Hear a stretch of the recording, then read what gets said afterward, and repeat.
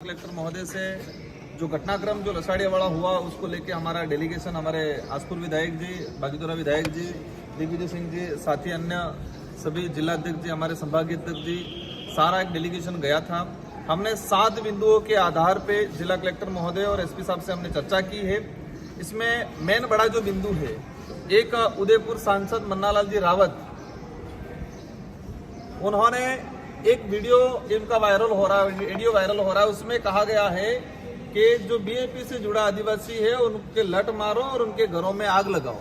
1 महीने पहले का ये वीडियो वायरल हुआ है और इसी का परिणाम लसाड़िया में, क्योंकि बीजेपी के कार्यकर्ताओं को लगा कि हमारा सांसद कह रहा है कि घरों में आग लगाओ, लट मारो, उनको पत्थर मारो, इस तरह से एक सांसद उकसा रहा है बीजेपी के कार्यकर्ताओं से। तो उन्होंने उसी आधार पे वहीं से उन्होंने कहीं न कहीं माहौल बना और लसाड़िया के अंदर हमारे दरियावद विधायक जी पे जो आक्रमण हुआ, तो हमारा पहला बिंदु ये रहा है कि कानून सबके लिए होता है। एक सांसद आम कार्यकर्ता को उकसा रहा है कि घरों में आग लगाओ, तो उस आधार पे कानूनी कार्रवाई होनी चाहिए, उसको लेके पहला बिंदु है।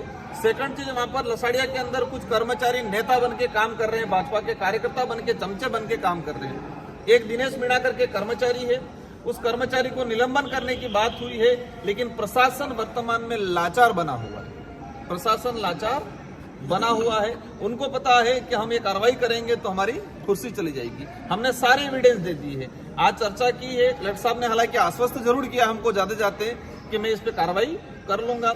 अगर कार्रवाई करते हैं तो ठीक है, कार्रवाई नहीं करते हैं तो हमारा डेलीगेशन अभी तय करेगा कि ये आंदोलन आगे बढ़ना है, धरना स्थल आगे बढ़ेगा कि इसका नया रूप लेगा, वो हम आगे भी हम बैठ के डिसाइड करेंगे।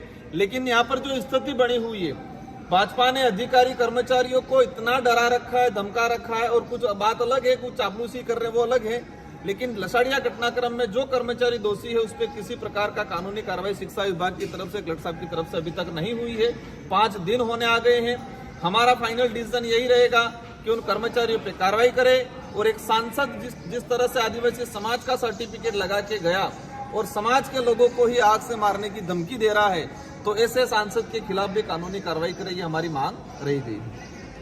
सर, अब चुनावी माहौल भी है, अभी उपचुनाव भी सामने है, तो क्या बीएपी स्वतंत्र लड़ेगी या गठबंधन ये से? इशू ही नहीं है। इशू सबसे बड़ा ये है कि एक आदिवासी समाज का सर्टिफिकेट लगा के सांसद बना और वही सांसद आदिवासियों के घर जलाने की बात कर रहा है, ये बड़ा इशू है। इशू ये है कि निर्वाचित हुआ विधायक वहां उसके विधानसभा क्षेत्र में जाता है और भाजपा के गुंडागर्दी वाले लोग उसके साथ मारपीट करते हैं, वो इशू है।